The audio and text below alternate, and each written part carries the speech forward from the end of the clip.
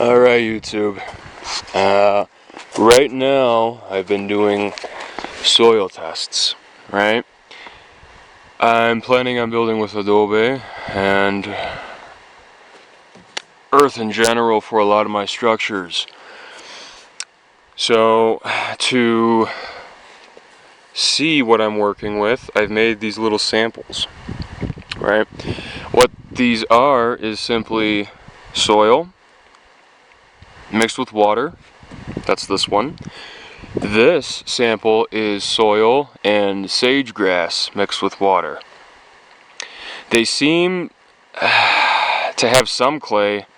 Obviously all soil has clay, but to really get an idea of how much clay we have in the soil, as well as to see the various soil compositions, I have this bottle filled with a bunch of dry soil, right? So what I'm gonna do is fill this up with water. Right, now this bottle is half filled with water and half filled with soil. So now I'm gonna shake it. I'm gonna shake it very well.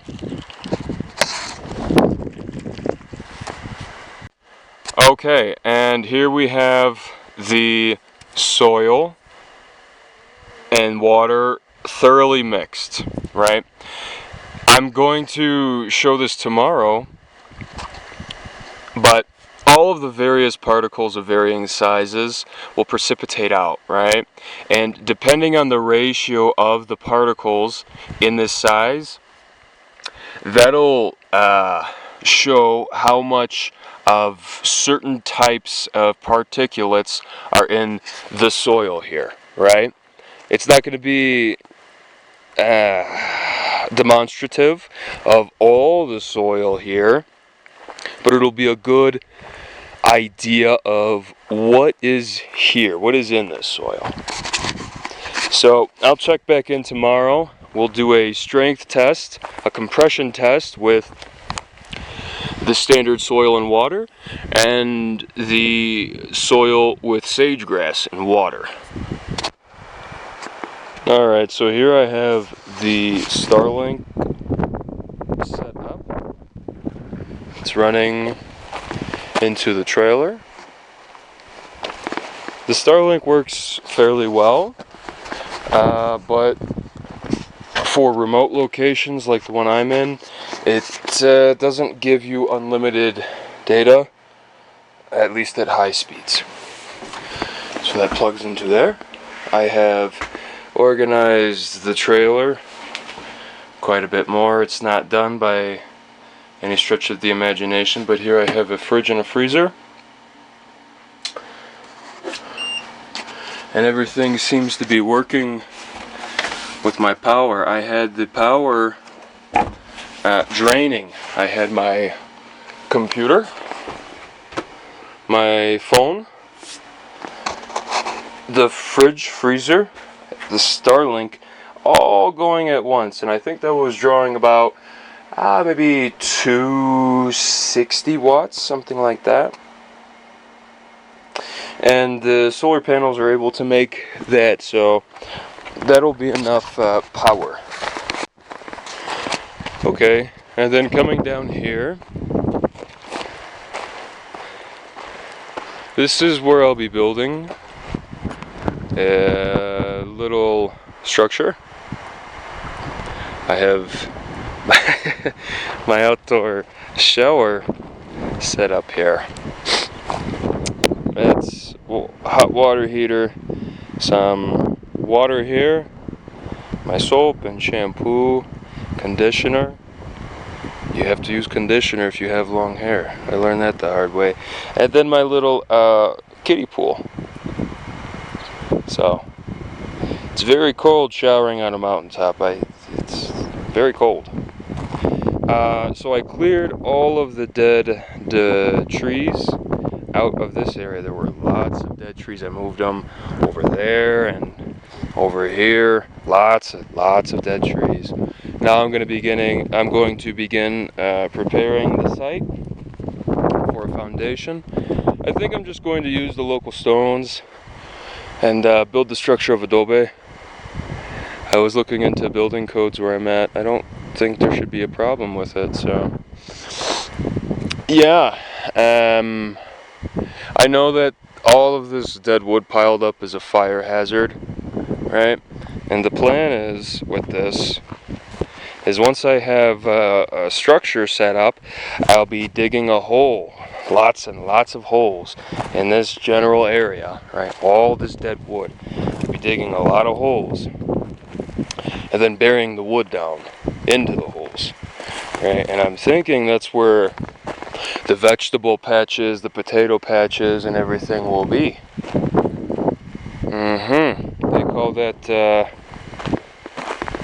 Kugelkultur, something like that. I don't know, guys. I don't speak German. And then the same idea will be going on over here.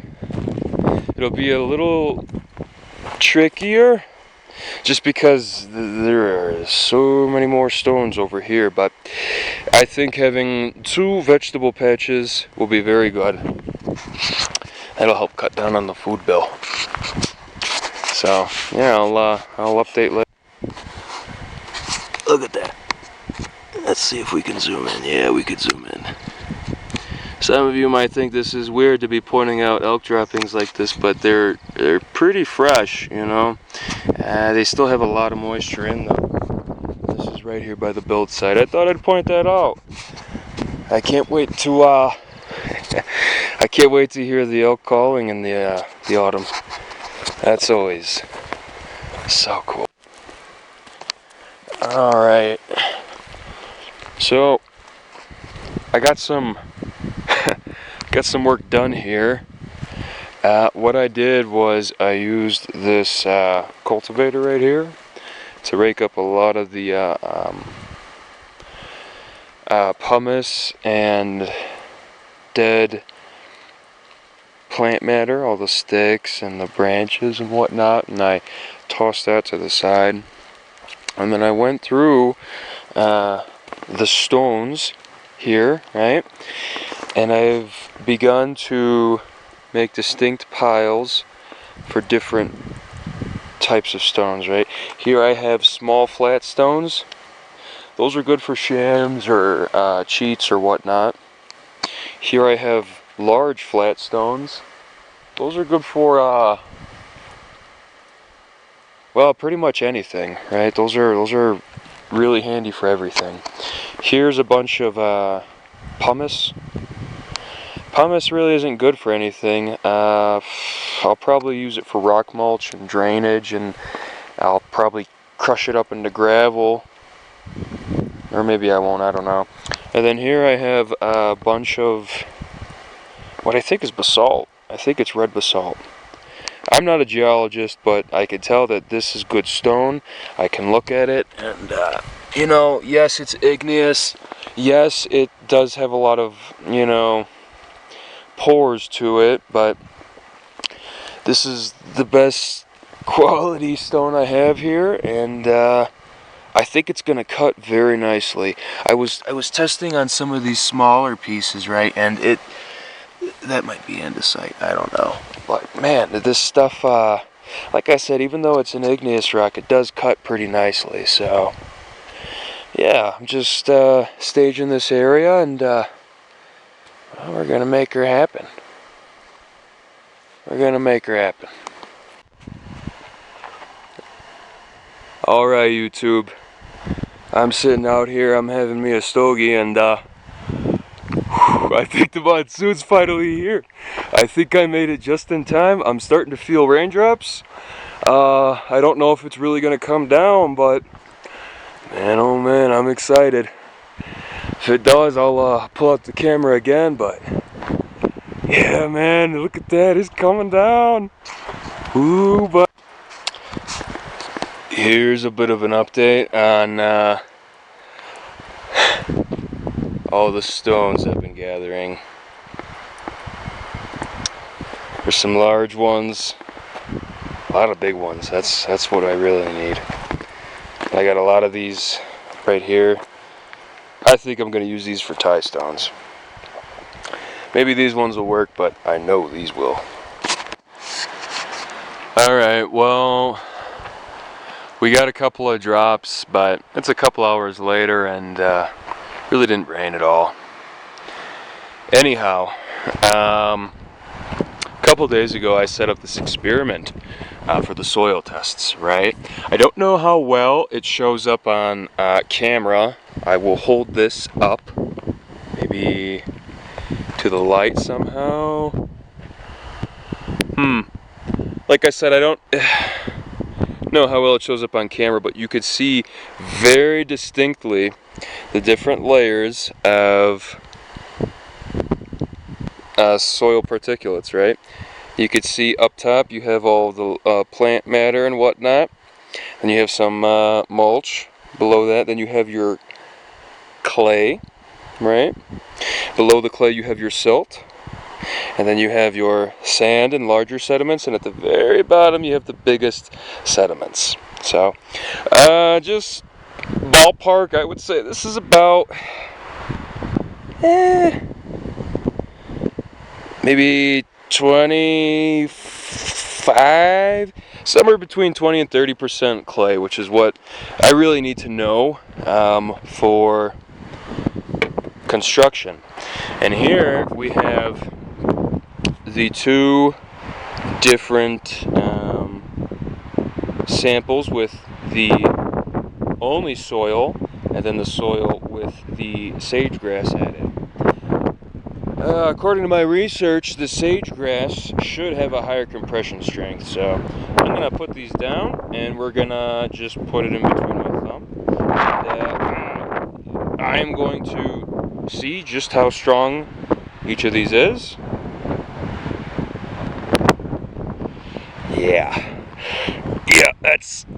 I can't crush that with just my two fingers. So I can't crush that with just my two fingers. So that's this. Let's see if I can crush this one. Yeah, no, these are hard. These are very hard. One thing I will note, though, is the cracks without the sage-grass, right? So I truly do believe that this soil here is suitable for construction. Alright, YouTube, it's another day. Again, these clouds look like they want to rain, but yeah, it probably won't. It'll probably just pass over us. Alright, so let me show you what I got done. I picked up a wheelbarrow. Broke out the power tools, and I started working on this sieve. So I'll give an update once it's done. It's completely janked, but I made it out of some scrap wood that I had laying around. So price is right. All right, so here we go. Here's the sieve. As you can tell, didn't hold up too great, and it is all janked. But if I go gentle with it, I have a bunch of this very, very fine powder. And that's what I'm going to be mixing with some lime to make some mortar.